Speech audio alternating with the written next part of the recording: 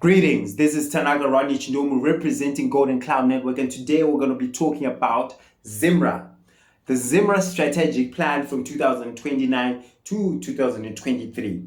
Most of the information in this presentation was sourced directly from the ZIMRA website. So ZIMRA is arguably the largest revenue collecting entity in Zimbabwe. ZIMRA are basically tax collectors. They raise money to fund the country. They surrender all these funds they gather to the Ministry of Finance and Economic Development. They are given the power by the state to have oversight of all trade in the country. Today we're going to discuss their strategy from 2019 and 2023. The goal of this presentation, but before we get to that, around this period of time that we mentioned, 2019 to 2023, the executive members that were heading ZIMRA were Dr. Kalisto Jokonya and Faith Mazani. So, this concerns every Zimbabwean citizen because ZIMRA might one day come knocking on your door, and it is important to understand why they do what they do, right? So, the following were the aims of this ZIMRA strategic plan.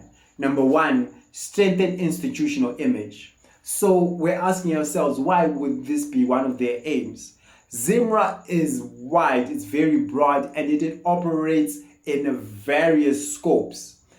Businesses are affected by it. Border posts are affected by it. They touch, banks are affected by it. They cover a lot of grounds in the country. So it is important to strengthen an institutional image so that the general public or the stakeholders that are involved in their operations have an understanding of their standing in the Zimbabwean community. So how were they aiming to achieve institutional image? They were aimed to use communication channels, and they aimed to cover a wide, to have a huge size of coverage of this communication channels that they used, right? So number two, the second aim was to maximize revenue collection.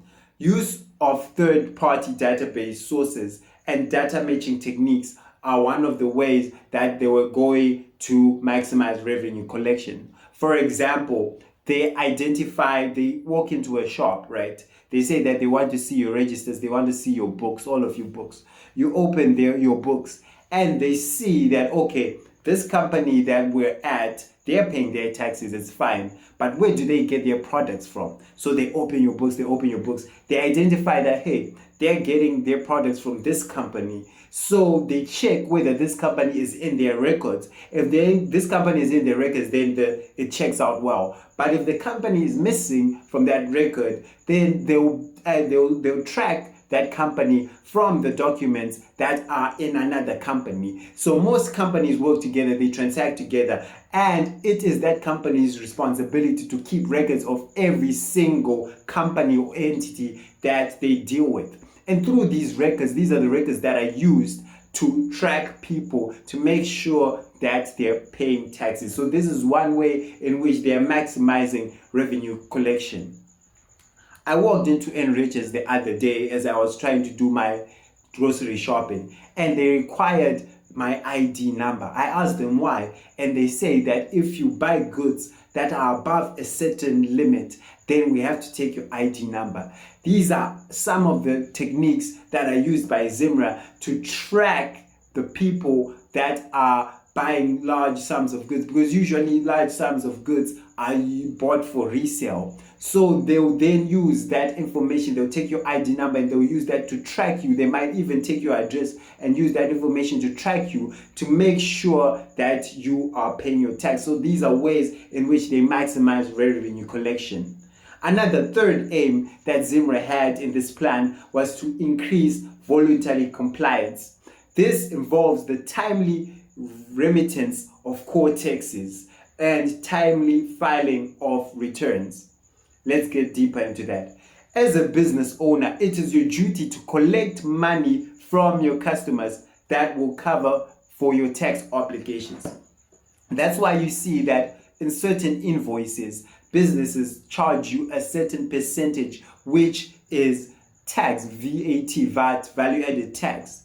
This tax is the money that the business will collect because they know that the government or ZIMRA will come for that money at the end of a certain period. So they have to charge extra so that they cover for that obligated fee that they have to pay. So one of their aims was to increase voluntary compliance, because at the end of the day, they have to check every company and make sure that they are remitting their core taxes on time and they are filing their returns on time, because the returns of a company are then used to assess how much taxes or how much money they're going to take from their business, right? So that's strategy number 3. Strategy number 4 was to enhance trade facilitation. So trade facilitation is basically how efficient trade is in certain key points, for example, at the border post. So this includes the timely import and export clearance. You come at the border, you have your goods, right?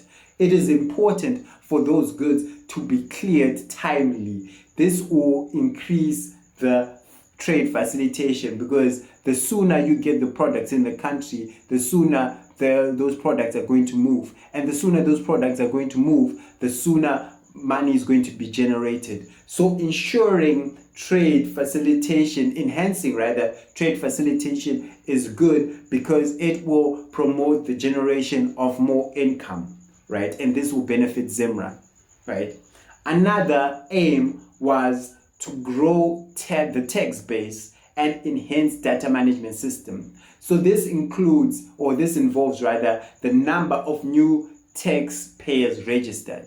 It is their goal, it is their responsibility to find new taxpayers, because a lot of people may be operating their businesses and evading taxes. So one of their aims was to identify these people and make sure that they are registered, right? So the following are a list of their priorities, right? These are the things that they prioritize. They prioritized enhanced service delivery and taxpayer education, right? So a way to measure this was to give out a client satisfaction survey, which the people that deal with ZIMRA would rate their services. So this will be a reflection of how much they know about ZIMRA, right? So it is important for the general population or the general public in all businesses to have a basic understanding or a basic education of the operations and the relevance and the significance of ZIMRA. Another one of their priorities were to increase security and agility in international flow of goods and persons. So, for example, in border posts, right, sometimes there are cargoes that move, or couriers that move across the border, and some of these people carry high-risk goods. These high-risk goods can be targeted by thieves or robbers that may hit that cargo, and this will negatively affect the ZIMRA body, because they will lose a lot of money from that, because they benefit from the safe and the successful transit of these cargo through their borders, in and out of their borders, because they will be making money through both the process in and out, right? So they have to make sure that they ensure security, and they have to make sure that certain high-risk cargoes pass through the border quickly, which will prevent or reduce the chances of hits, right? So another priority was to simplify processes and procedures. You know, sometimes just because a procedure and a process is complicated, it may discourage people from participating in it. A lot of people prefer procedures and processes that are quick and clear. So one of their priorities was to make sure that they simplify their processes and procedures. Another way of doing this is the use of automated processes. For example, when paying taxes, it will be easier to use automated processes that may automatically deduct. An example is inbox. they introduced an automated system which is similar to other banking or banks basically, where at the end of or the beginning of every month they just deduct money from your bank account, So this is an example of automated systems. So people don't have to worry, like these banks don't have to hunt down people and making sure that they pay, because that can be a very draining process and time consuming process. So instead they just installed automated systems where they'll just deduct money from your account every month. So it may seem harsh on us, but it is a way to ensure efficiency in these organizations. So another area of priority is ethics, integrity, and enterprise risk management, to making sure that all officials and all people involved in the ZIMRA processes ensure that their ethics are on point, to ensure that their integrity are on point, to reduce corruption and make sure that all the officials are adhering to governance requirements. For example, there are some processes that may actually bring money to ZIMRA into the country, but due to corruption, some people may do shortcuts. They may do backdoor deals that will ensure that they may benefit from those deals by cutting corners. So one of their priorities was to make sure that ethics is strengthened, integrity is strengthened, right?